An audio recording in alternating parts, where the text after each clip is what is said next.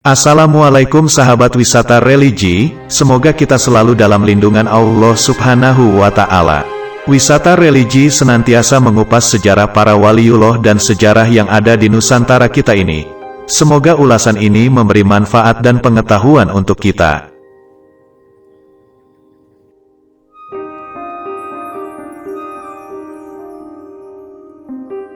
Ketika Prabu Siliwangi berkuasa di kerajaan Pajajaran, banyak kerajaan kecil sebagai bawahannya seperti Istana Kerapiak Jatiragas, yang terletak di ujung kaki Gunung Ciremai di sebelah timur Gunung Kromong, yang masih dikelilingi hutan belantara.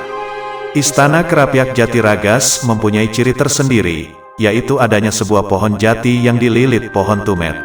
Pohon jati tersebut tidak memiliki sehelai daun pun dan terlihat kering atau ragas dalam bahasa Jawa. Namun pohon jati tersebut tidak mati dan konon masih berdiri tegak hingga sekarang. Istana Kerapiak Jatiragas secara turun-temurun digunakan sebagai tempat bertapa dan tempat belajar ilmu kanuragan, baik oleh para putra raja, kerabat raja, dan gegeden atau pembesar istana.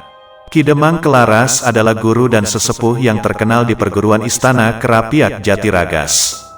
Pada waktu masa mudanya ia bernama Hasan Basari, dan mendapat kedudukan sebagai Demang di Keraton Pajajaran. Di antara para santrinya yang setia adalah Ki Pendil, Ki Saleh, Ki Siriem, Ki Daris, Ki Sare, Ki Wasit, Ki Kemit, Ki Amat, dan Ki Mulangi. Kesembilan muridnya yang setia itu tergolong orang yang terpilih dan memiliki kesaktian. Mereka adalah cikal bakal terbentuknya perdukuhan di sekitar Istana Kerapiak Jatiragas.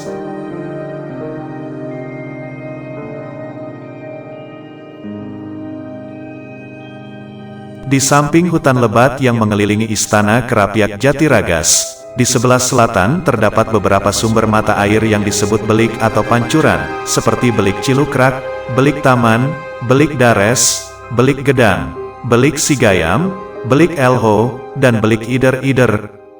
Belik-belik tersebut mengalir ke Sungai Cilukoak, dan bertemu dalam satu aliran Sungai Kalitarung atau disebut Kali Kedawung.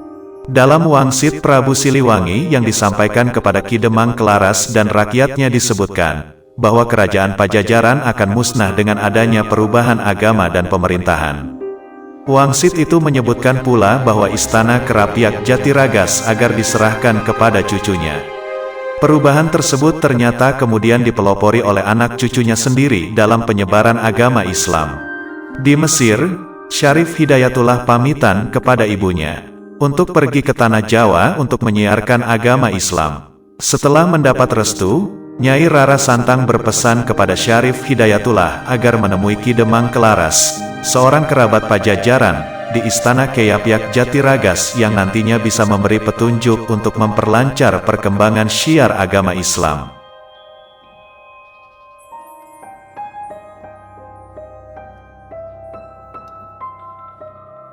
Setibanya di Pulau Jawa, Syarif Hidayatullah bertemu dengan uwaknya yang bernama Ki Cakrabuana atau Mbah Kuwu Sangkan Cirebon di Peguron Gunung Jati. Beliau lalu dinikahkan dengan Nyi Mas Pakungwati yang tidak lain adalah putri Mbah Kuwu Sangkan Cirebon atau penguasa kerajaan Cirebon.